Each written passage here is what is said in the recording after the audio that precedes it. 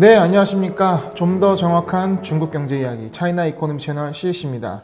오늘 중국경제금융연구소 전병 소장님과 함께 하도록 하겠습니다. 안녕하십니까, 소장님. 안녕하세요. 앞서 말씀드렸다시피 저희가 신년 특집으로 몇 가지 시리즈 준비했는데요. 그 중에 하나인 미중전쟁 대예측 시리즈 오늘 첫 시간 시작해보도록 하겠습니다. 소장님, 바이든 시대에 미중전쟁 어떻게 전개된 거로 봐야 될까요?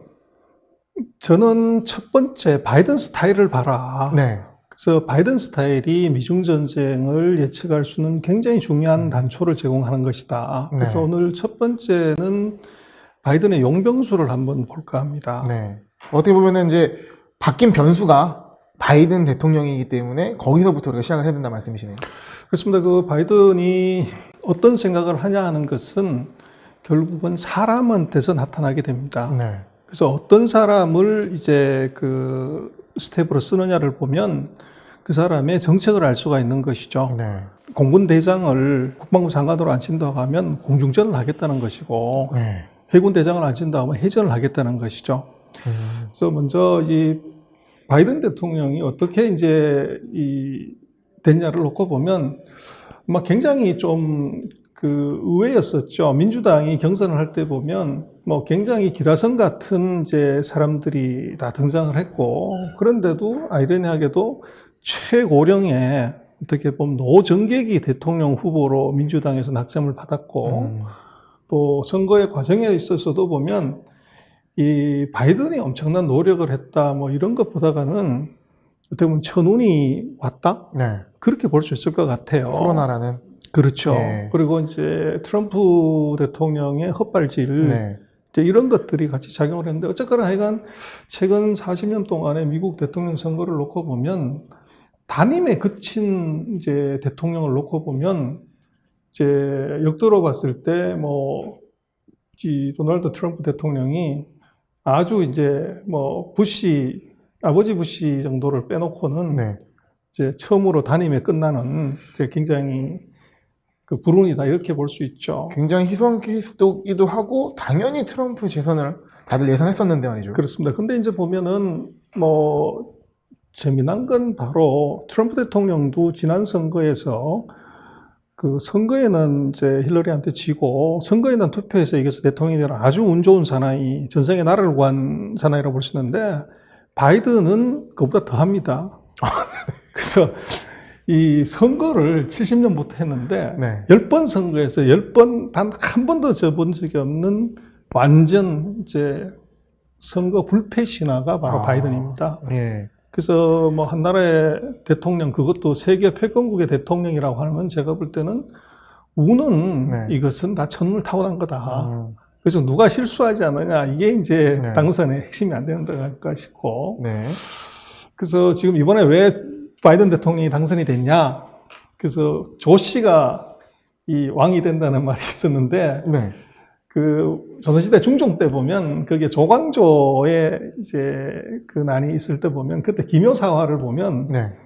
뽕나무에 이 조 씨가 왕이 된다는 이제 그 뽕나무에 이 모양 글자가 나와요. 그래서 조광조를 모함하는 사람들이 거기다 꿀을 발라가지고 조씨라는 글자를 만들면 뽕나무가 누에가 그 단맛을 따라서 그걸 파먹어서 글자가 만든 거죠.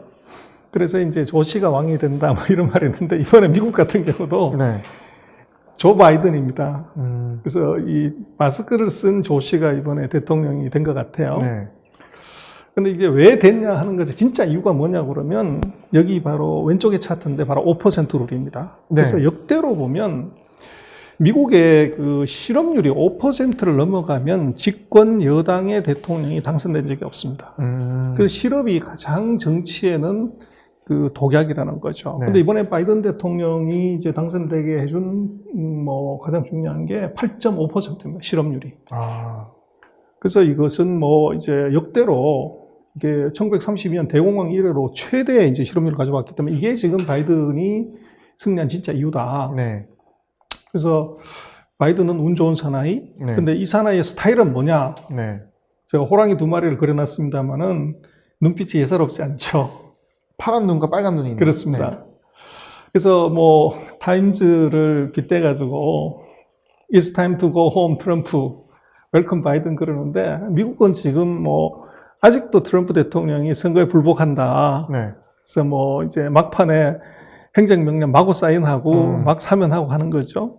그리고 이제 트럼프의 어떻게 보면 지지자하고 바이든의 지지자가 서로 갈등을 갖는 어떻게 보면 이제 갈등이 심한데 그 바이든이 두 번째 그 당선자 결정되고 나서 연설을 합니다. 나는 민주당의 이 대통령이 아니고 미국인의 대통령이 될 것이다. 이런 얘기를 해요. 네. 뭐 굉장히 의미심장한 얘기입니다만은 지금까지 제가 바이든 그 용병수를 이제 계속 팔로우를 해보는데 장관 12명 네. 그리고 이제 중요한 백악관을 포함한 그 장관급의 인사 11명에서 토탈 23명의 인사를 지금 했어요. 네. 그 지명을 한 거죠. 물론 네. 이제 청문회를 해야 되겠지만 재미난 것은 제가 이 도표에다 그려놨습니다만 빨간 것은 여성입니다.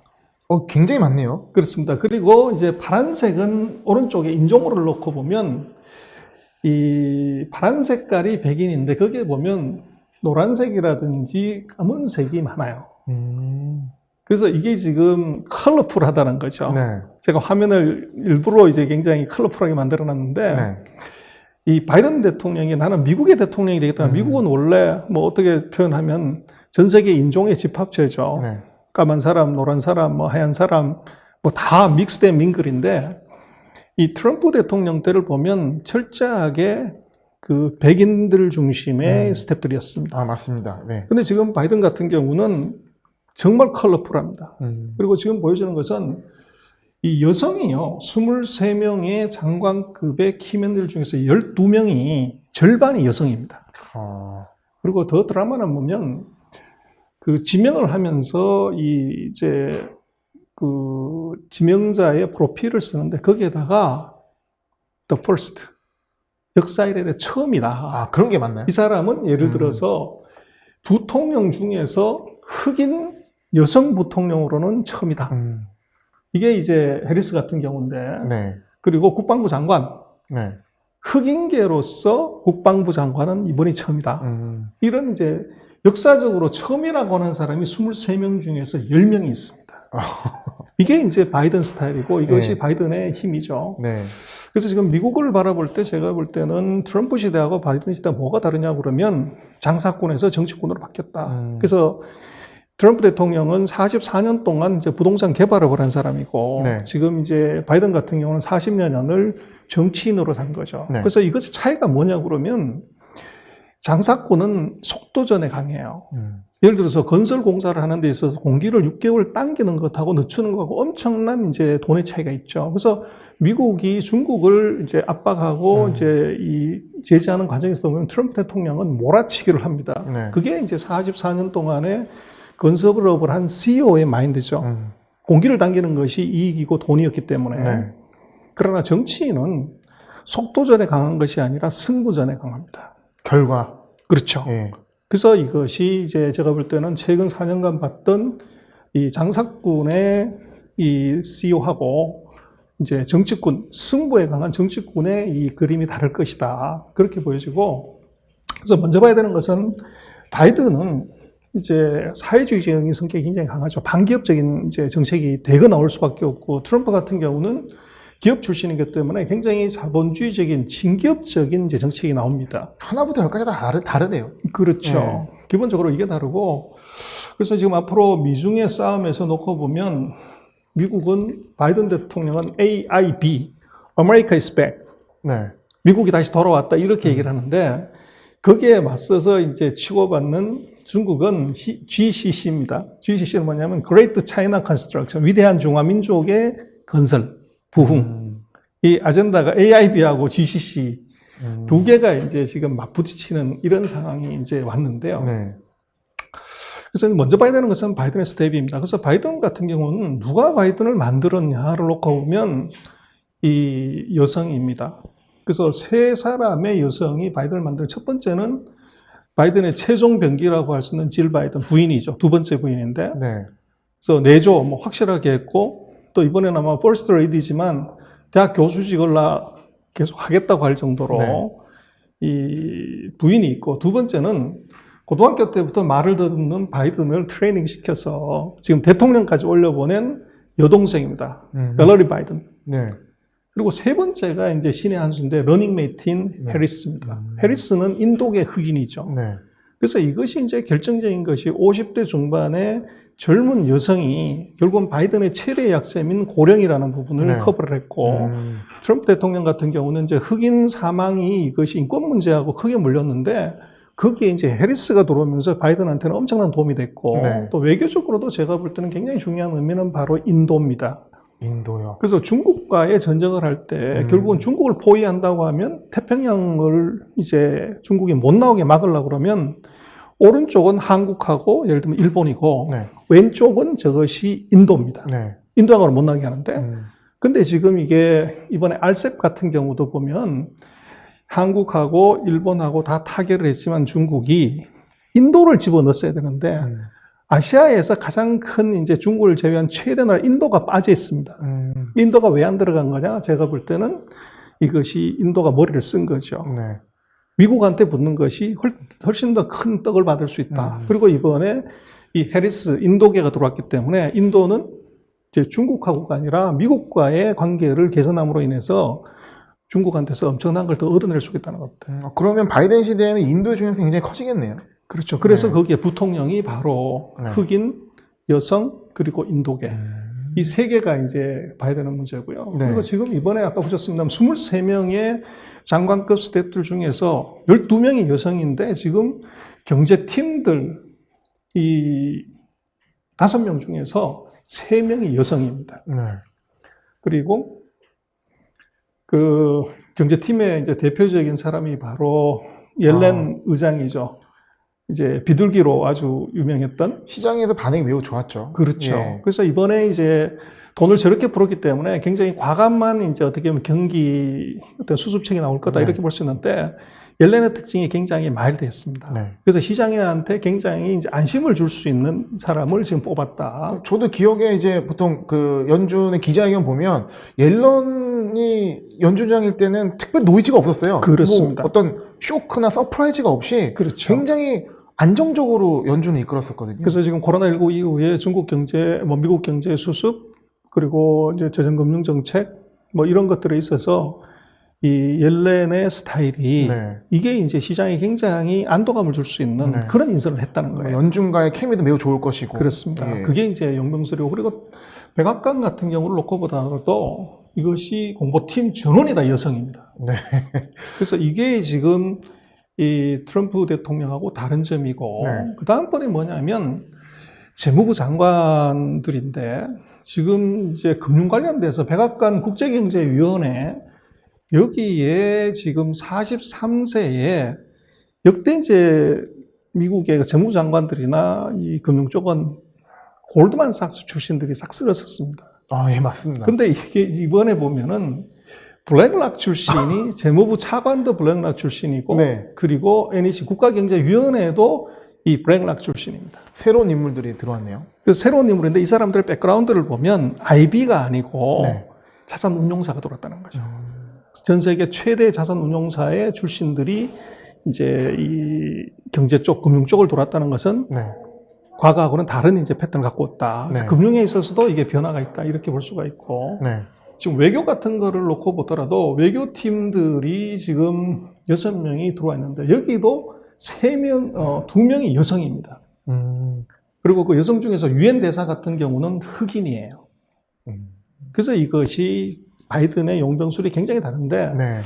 결국은 지금 관심은 미중의 관계에서 봐야 되는 것은 바이든의 대중국 전사입니다. 네. 그래서 최근 2년 동안 미국이 중국하고 싸우면서 보면 부통령 펜스, 네. 그 다음에 국무부 장관 폼페이오, 네. 재무부 장관 머누신, 상무부 장관 윌버로스, 그리고 USTR 대표 로버트 라이타이죠. 이 사람들이 중국을 공략하는 핵심 이제 전사들이었죠. 뭐 볼튼까지 뭐 강성들. 그렇습니다. 네. 근데 이 사람들의 실제적으로 언론에 나오는 사람들의 이 특징을 보면 평균 연령이 68세입니다.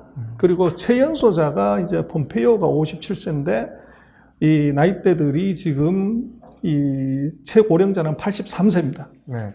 그리고 이 사람들의 공통적인 특징은 5명 중에서 4명이 로스쿨을 나온 법률가고 그리고 100%다 백인 남성입니다. 마초 군단이라는 표현이 정확히 맞네요. 그렇습니다. 네. 60, 70대 마초 군단이 트럼프 정부의 주력이었다고 하면 이번 네. 바이든 정부는 보면 똑같은 기준으로 꼽았을 때 중국을 공략해야 되는 이제 전사들 중에서 지금 상무 장관은 아직 결정이 안 됐는데 네. 이 6명의 사람들을 보면 그 중에서 4명이 여성입니다. 네. 그리고 아주 드라마는 USTR 대표가 캐서린 테이라고 하버드 로스쿨을 나왔는데요. 여성입니다. 나이가 얼마냐면 45세예요. 로버트 라이트하이저는 83세였는데 네. 거의 절반, 뭐 딸도 아니고 손녀뻘 되는 이런 이제 사람인데 이 사람의 특징은 뭐냐면 중국계입니다. 중국계. 그렇습니다. 그래서 로버트 라이트하이저가 회담을 갔을 때 네. 중국의 예를 들면 리오허 부총리나 종산 총리들이 종산 상무장관들이 중국말로 뭐라고 얘기했을 때 무슨 얘기하는지를 못 알아들었겠지만 네. 이제는 회담할 때 중국인들이 함부로 얘기도 못하는 거죠. 훨씬 중국을 더 잘 아는 사람을 배치했네요. 정말로 중국을 잘 알고 네. 어떻게 보면 이제 하버드 로스쿨을 나올 정도로 뛰어난 재원을 박았다는 거죠. 그래서 이것이 바이든 시대에 지금 대중국 전략의 차이가 있고 평균 연령을 놓고 보면 지금 58세입니다. 네. 그래서 트럼프 정부에 비해서는 10세가 낮고요. 나이대를 보면 최연소가 45세고 가장 나이가 많은 사람이 74세입니다. 그래서 평균을 보면 이제 55세 정도가 되는데 결국은 40, 50대 아마존에스 군단이 이번 바이든 정부의 어떻게 보면 대중국 전사들이다. 네. 그래서 이 70, 80대의 마초 군단하고 40, 50대 아마존에스 군단의 이제 세대 교체가 이루어진 것이 이번 바이든 정부의 대중국 전략의 어떻게 보면 큰 변화다. 근데 우리도 그렇습니다만은 뭐 여성이 사회 진출하는 데에서 유리천장이 뭐 분명히 있는데 미국 사회도 똑같은 거죠. 네. 근데 그런 사회에서 남성을 제치고 최정상에 올라왔다고 하는 미국 여성들의 그 능력은 아마 남성들보다 월등히 뛰어날 수가 있고 그리고 40, 50대 여성들이 생각하는 이 아이디어하고 네. 70, 80대의 마초 군단들이 생각하는 것하고는 완전히 다른 방향이 될 수 있다는 거죠. 그렇게 되면 아마도 이게 중국을 공략하는 방법이 아마 최근 2년 동안 우리가 보지 못했던 여성들의 이 예리함을 가지고 네. 공격할 수가 있을 것이다. 그렇게 볼 수가 있을 것 같아요. 중국 입장에서는 대화 상대를 완전 싹 바꿨기 때문에 전략도 전면 수정을 해야 되는 상황이네요. 그렇습니다. 그래서 미중 관계 예측이 이게 중요하고 어렵습니다. 그리고 최근에 보면 미국이 또 지금 우리가 봤을 때 북한 문제가 걸리는데요. 네. 지금 아마 중국을 잡을 때 화웨이라는 것을 잡을 때 보면 이란을 터치를 했었어요. 네. 이란의 불법거래 세컨더리 보이콧 위반을 갖고 화웨이를 이제 잡았는데 지금 북한이 트리거 포인트가 될 가능성이 있어요. 중국을 컨트롤하는 데 있어서. 그럼 저희랑도 영향이 높을 것 같은데요. 그렇죠. 네. 그래서 그걸 이제 뭐 최근에도 어젠가 보면은 뭐 석유 수출 관련되는 것들하고 무슨 관련이 있다 이런 얘기도 뉴스가 나오고 있는데 지금 북한하고 관계에 있어서 미국이 뭘 했냐면 북한하고 거래한 것들을 신고하면 포상금 주겠다. 이런 사이트를 만들었어요.